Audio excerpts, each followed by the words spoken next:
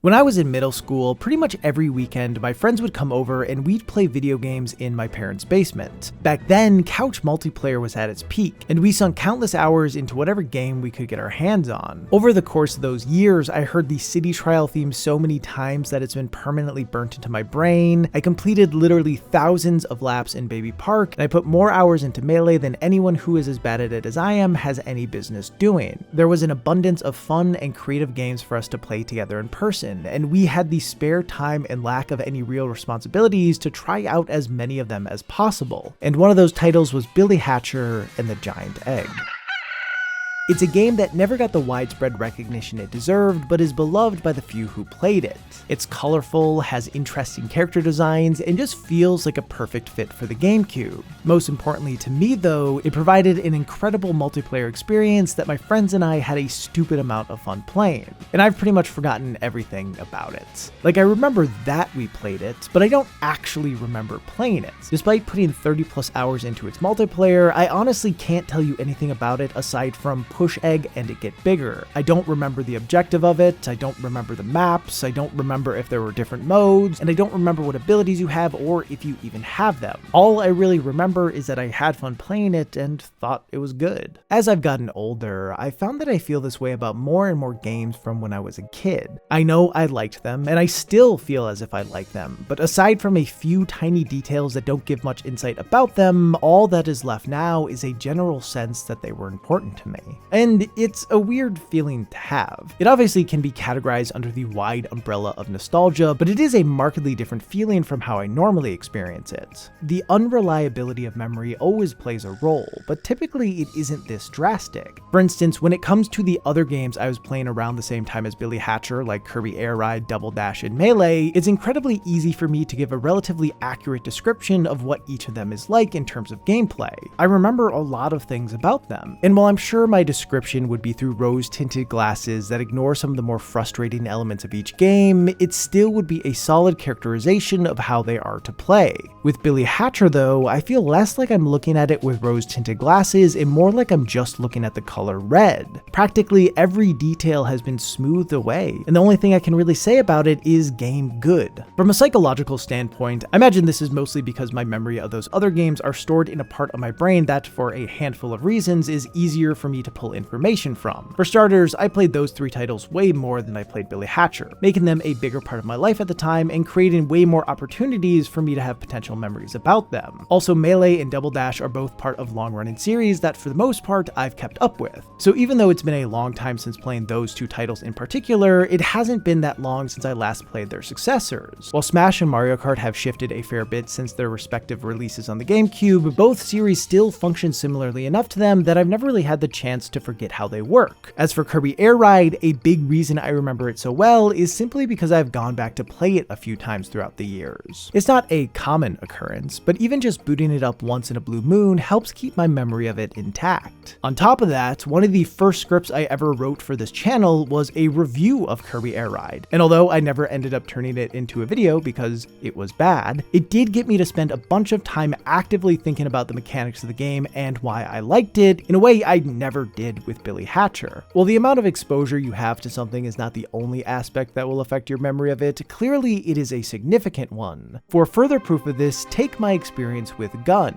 a Western open-world game where you roam from town to town doling out vigilante justice in an effort to save— wait, that is Red Dead. Well, then what the hell was Gun about? I played Gun pretty much right when it released, and it immediately became one of my favorite games. When I wasn't playing it, all I did was think about playing it, making it even harder than normal to suffer through the school day. I loved the setting because I felt the Wild West just lent itself so well to an open world game, especially one that took a lot of cues from the GTA series. Then of course, 5 years later, Rockstar released their own open world Wild West game, and at some point between then and now, my memory of playing Gun has been completely absorbed absorbed by my memory of playing Red Dead Redemption. And it's frustrating because I can always recognize that I'm just thinking about RDR, but that doesn't change anything. The two share a lot of the same DNA, and now that I'm so far removed from the last time I played Gun, it's nearly impossible for me to come up with anything that is unique to it. As I played Red Dead more recently and for much longer, it has stuck around far more clearly. And if I'm being really honest, while there are a handful of things I remember about Red Dead Redemption, a lot of my memories of it have now melded with my memories of Red Dead Redemption 2, adding even more noise to the mix and making it that much harder to distinguish anything about Gun. At this point, the only thing I remember about Gun that sets it apart is that the horse can go really fast for a little bit. Despite that, anytime Gun has come up since I played it, which clearly hasn't been that often, otherwise I'd probably remember it better, I tell people that it was a ton of fun and definitely worth playing. There obviously was a time where I could have said that and known it was true, but when I reflect on it now, I really have no idea if playing it is worthwhile because a different game has taken its place in my head entirely. An even more egregious example of this can be seen with one of the first games I ever fell in love with, Ski or Die.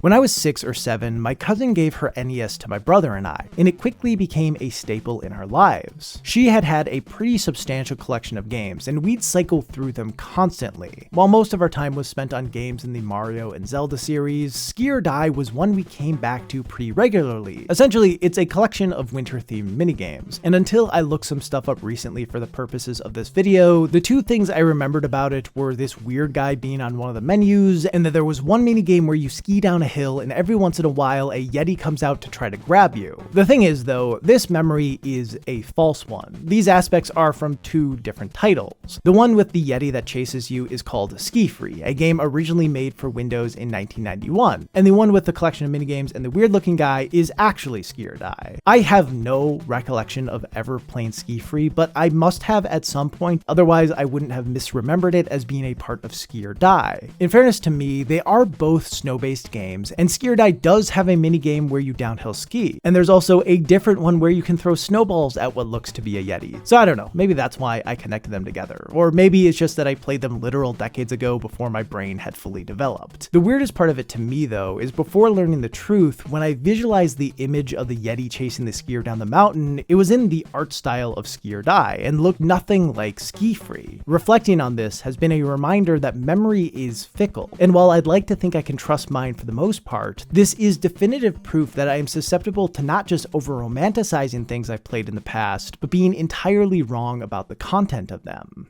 Now, me forgetting details about games that I played 15 plus years ago, but still feeling positively about them is not a novel concept. It's a fundamental part of getting older. Our brains are capable of storing an incredible amount of information, but they're not always the best at being able to retrieve said information. They generally aim to do the least amount of work possible, always looking for shortcuts and simplified versions of things. So the less you think about something, the further back it gets pushed in your mental storage, making it harder to access. And we are always adding new things to think about that are almost always more important than a game you liked as a kid. In one form or another, this is something we all experience, but I find that it's not something we talk about much, or at least it's not something I've talked about all that much. Of course, that makes sense, as it's unlikely someone will spend time thinking about how they don't remember as many things from their childhood as they once did, simply because when you aren't spending time trying to recall those things, you don't even realize that you've started to forget them. Also, it's just kind of a bummer to talk and think about the ways in which we decay. However, now that my job centers around reflecting on games, both new and old, thinking about it has kind of become unavoidable. At this point, I've made a handful of videos about the way I view different games from my past, and through the process of doing that is how I realized I don't remember anything about titles like Billy Hatcher, Gun, and Ski or Die. And ever since it became something I've actively paid attention to, I've had some trouble coming to terms with the idea of it. Like, if I can't recall any notable details about them, did they really matter to me that much? Is the positive emotion I feel towards them tied to my love of the game, or just that time of my life? How much of a title do I need to remember in order to have a valid opinion about it? As I imagine a lot of you have been able to tell by now, I don't really care about being objective when talking about games, largely because I don't think it's fully possible to do, but I always want to have a strong logical basis for why I do or don't like something. So having these games where pretty much the only thing I remember about them is that I once thought they were good feels weird. It's a hypercharged form of nostalgia, and I don't really know what to make of it. In general, nostalgia plays an interesting role in the gaming landscape. It both heavily informs everyone's opinions about video games and is constantly used as a means to be dismissive of everyone's opinions about video games. Especially on the internet, it is almost impossible to talk positively about a title that is more than 10 years old without being told by someone that it's just your nostalgia talking. It's an assertion that the only reason you could possibly still think something is good or even think it was ever good was because you liked it as a kid, and now you're not able to separate your emotional connection from the content of the game itself to see it for what it really is. For the most part, I find this kind of criticism to be annoying, as at its core, it's meant to belittle people. It doesn't add anything to a discussion and assumes people have no self-awareness. Now, I do get why nostalgia is unappealing to some people. My emotional connection to a title is not helpful to those trying to learn more about it to see whether or not it is something they might want to play. Also, if they don't think the game in question is good, it can be hard to comprehend why someone else might like it so much. And furthermore, as memory is so flawed, it can be hard to know how strong or accurate any given person's recollection of a game will be. So it is understandable why someone might question those with a lot of nostalgia towards a title. Of course, having a long-running emotional connection to a game does not disqualify you from holding worthwhile opinions on it. Sure, I do think it's important for people to reflect on the ways in which their nostalgia influences their thoughts on things, but using it as a gotcha isn't constructive. Most of the time, people who have nostalgia for a thing are able to form well-reasoned arguments about what they feel works about it. So saying it is just their nostalgia talking mostly acts as a way to avoid having an actual conversation.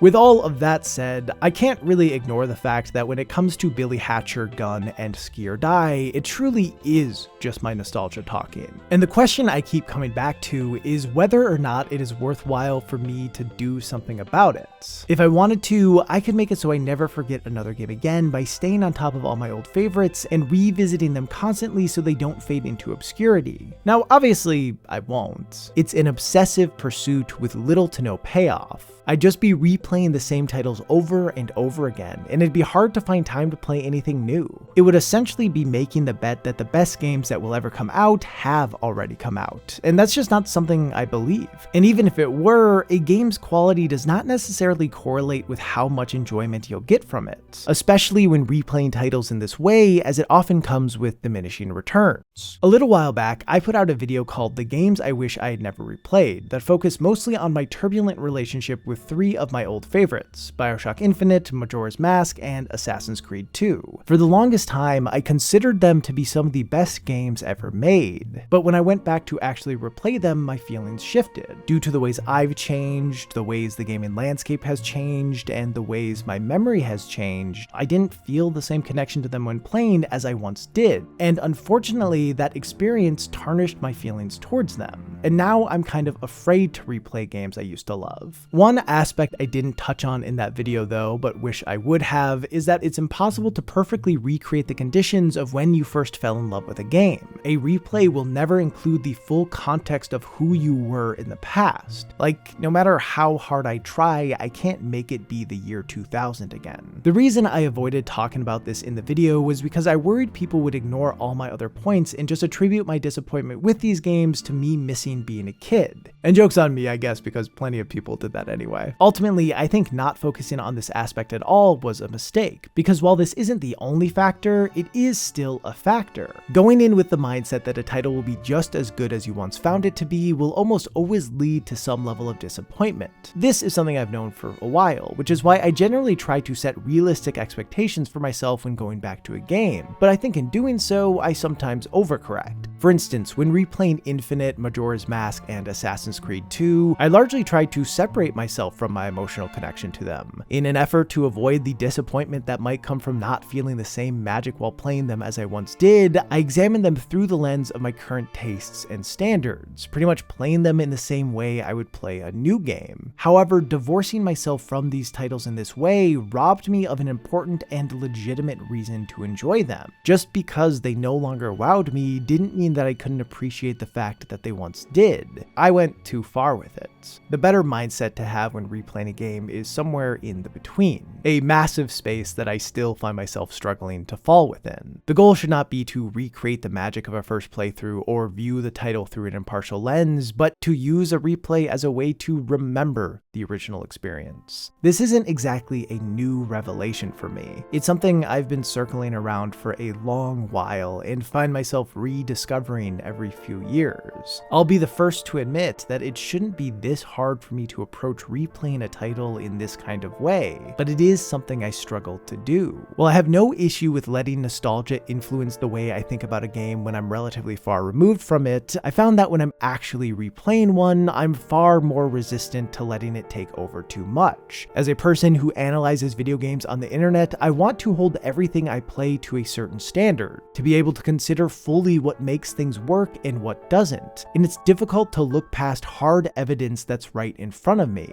But I think viewing old favorites in that way and not taking into account and respecting all the reasons they used to matter to me only serves to make them harder to enjoy. Now, to be clear, replaying a game with the right mindset doesn't guarantee that it will be an enjoyable experience, as again, there are plenty of other factors, but it certainly does help. In regards to what I should do about Billy Hatcher, Gun, Ski or Die, and any other title I may begin to forget, I don't think it is worthwhile or sustainable to worry about remembering them all. There are too many experiences to have in life for all of them to stay relevant, so it's okay for something new to replace the memory of something old. At some point, everything fades, and that just has to be okay. Throughout all of this, I have found myself conflicted with the best way to preserve a memory of a game, and I imagine that's because there isn't a uniform answer. Some titles will be worth replaying until the day I die, where others are better suited to just remain vague memories. The problem is, it can be hard to tell sometimes which is which. But with these games where I remember so little, I think it is worth occasionally jumping back into them. Not to relive the past, but to be reminded of what it was. Because even though I'll never again be 7 and competing with my brother in a downhill race as a Yeti may or may not be chasing us, or a freshman in high school waiting for that last bell to ring so I can go home and speed along on horseback, or a carefree 12-year-old hanging out with the same group of friends every weekend and spending hours pushing an egg around, I can still get pretty close. I'll take that.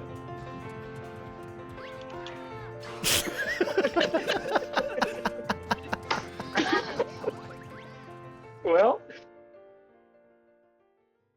with all this thinking about the past, I decided to look back a bit at some stuff from the early days of my channel, particularly the script on HeavyEyed that I mentioned earlier in this video. And after reading it, I decided it'd be fun to take that script and just actually make it. It's filled with 2013 YouTube humor, some good takes, many bad takes, and modern day me interrupting every so often to give thoughts on it all. And you can watch that right now over on Nebula. Nebula is a streaming service owned by creators, myself being one of them, and over there you can watch everything I post on YouTube ad-free, as well as a ton of videos that are exclusive to Nebula. Pretty much when I put a video out here, I also put one out there, and at this point I've released a ton of stuff ranging from top 5 lists to typical video essays to now a video that I thought wasn't good enough to make back in 2013, but hopefully it's a great idea to make it now. It is one of the best ways to support me as a creator, because when you sign up for Nebula using my link in the description, I get a chunk of that money for as long as you're subscribed.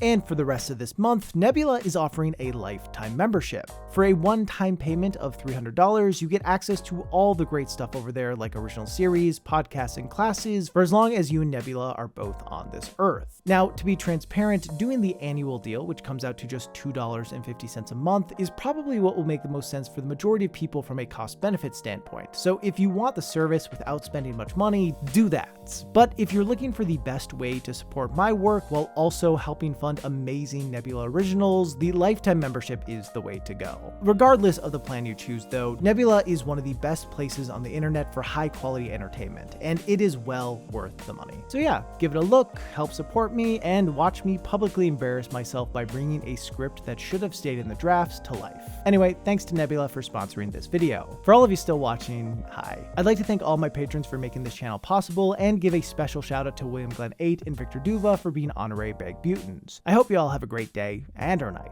and I will see you in the next one.